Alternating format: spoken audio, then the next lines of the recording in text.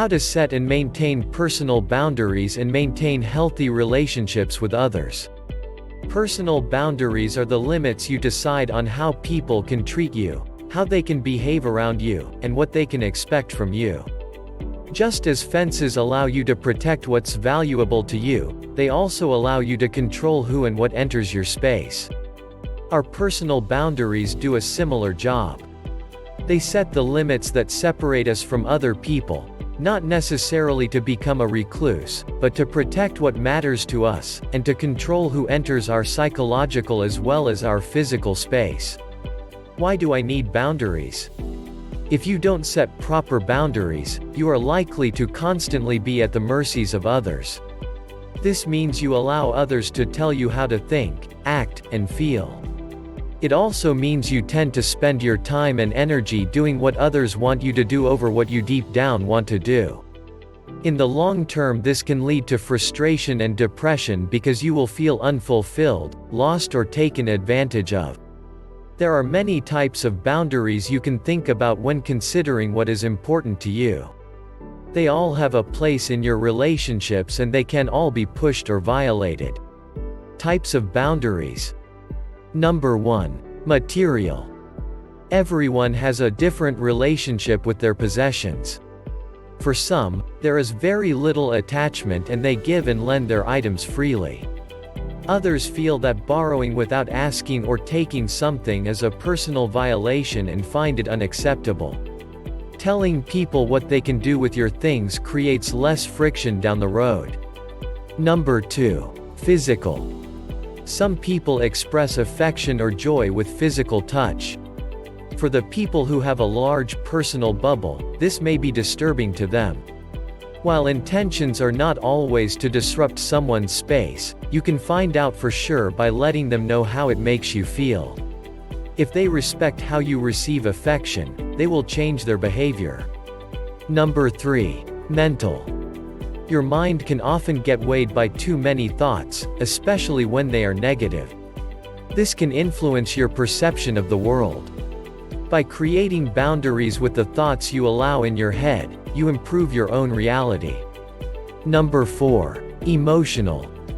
Emotions don't feel like a choice, but they often are. Allowing someone or something to have an effect on your emotional well-being is a mental game. It can be incredibly hard to stop completely, but you can take steps to give it less real space in your head. Number 5. Sexual. Sexual boundaries are incredibly personal. What works for you and makes you feel safe may differ completely from your partner. Being explicit about boundaries can help promote a healthier and more equal sexual partnership. Number 6. Spiritual. Faith is sometimes the most important thing in someone's life.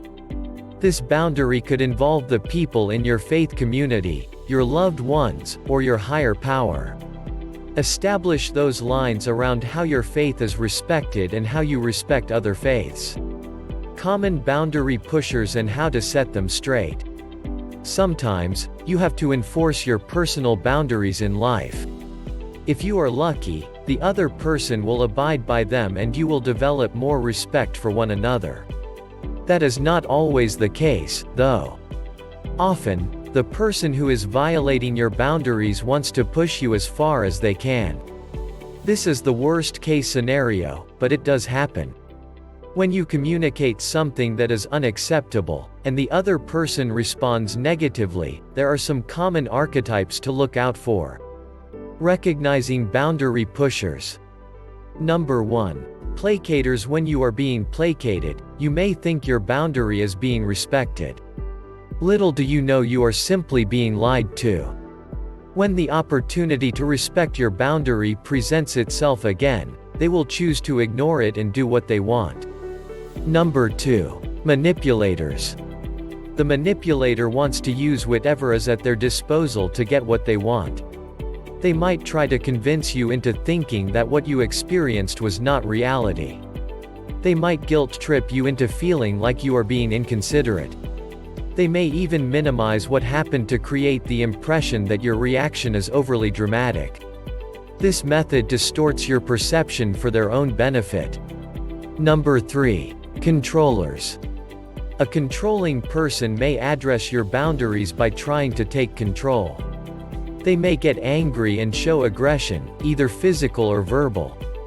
They could also gather other people in your lives to their side to intimidate you into giving in. How to fight back. It can be hard to directly challenge some of these tactics, especially when they fly in the face of reality. The key to dealing with pushback is to keep coming back to your truth. Write it down to remember. Say it out loud. But remember the truth. When you are confronted with manipulation or intimidation, you can circle back to this to help you stand firm. Let the person know again exactly what the infringement was and that it is not acceptable. In a lot of cases, there is no area for resolution. Prepare yourself to walk away if the other person is not willing to engage with you honestly. It can be exhausting to participate in some of these battles, especially when they question your reality. This person is not respecting you and your perspective. Sometimes the only answer is to continue to respect yourself and walk away. And hopefully, you will open yourself up to more meaningful relationships. Solutions to overcoming your fear of boundary setting. Creating new boundaries in your life can be scary. For years, you have allowed the desires of others to supersede your own, in the name of keeping the peace. And now you have a new resolve to challenge that mindset and put your own needs at the same level. How do you even begin to do this? The work is not as intimidating as it may seem, and with time it will become second nature. But it is work, and it will feel challenging at first. Doing the internal work. This is where you sit with yourself and process not only what your boundaries are but why you need them. When more concrete situations present themselves, this is the work you fall back on to keep moving forward. What is your purpose? You hopefully want a healthier relationship with others and yourself that gives your needs and wants the same amount of importance. Consider how boundaries can achieve that for you. What are your boundaries? Creating your boundaries can be complicated, especially if you have a low sense of self. You may be tempted to think that your feeling about something is irrational or unimportant. This is a lifelong battle for some people. Consult with people whose opinions you trust and respect to figure out your abstract boundaries. They can tell you objectively what you truly deserve as a human being. This will hopefully give you a filter to understand what is out of bounds. Living your truth.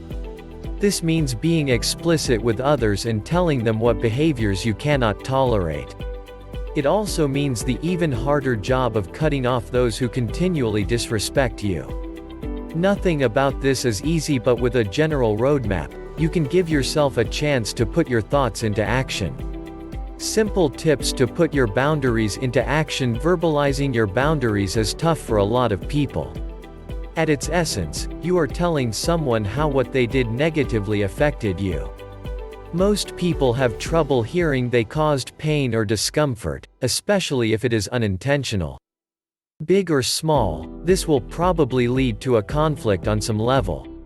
But if you want a healthy relationship to grow, it is essential to communicate in this way. Some slight discomfort now can save from deep rifts or bitterness in the future. If you are unsettled by the idea of setting boundaries, here are some tips to help you execute. Number 1. Start early. The saying goes that you can't teach an old dog new tricks. That logic can transfer on to relationships. At a certain point, you can grow so used to each other's behaviors and reactions that changing midstream becomes nearly impossible.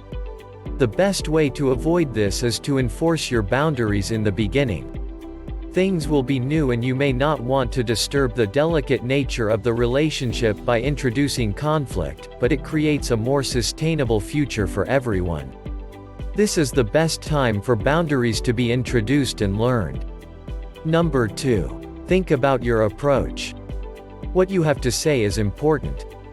You should not mince words when telling someone how you feel. That helps no one. But that does not mean you need to come to it from a place of heightened emotion or anger. You have less of a chance of it being received if you introduce a boundary with aggression, and you probably won't have a clear head to explain your needs.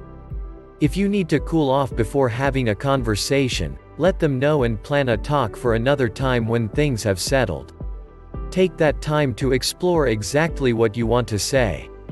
When you finally do talk, you can be clear and level-headed. Number 3. Don't let anything slide. The best way to set boundaries is with consistency. You can't be selective on when something is non-negotiable for you.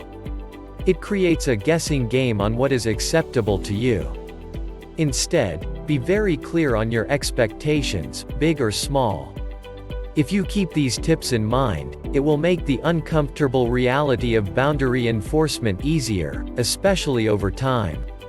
So, don't let other people take you for granted and walk all over you. Enforce your boundaries. Thanks for watching. Please like, share and subscribe.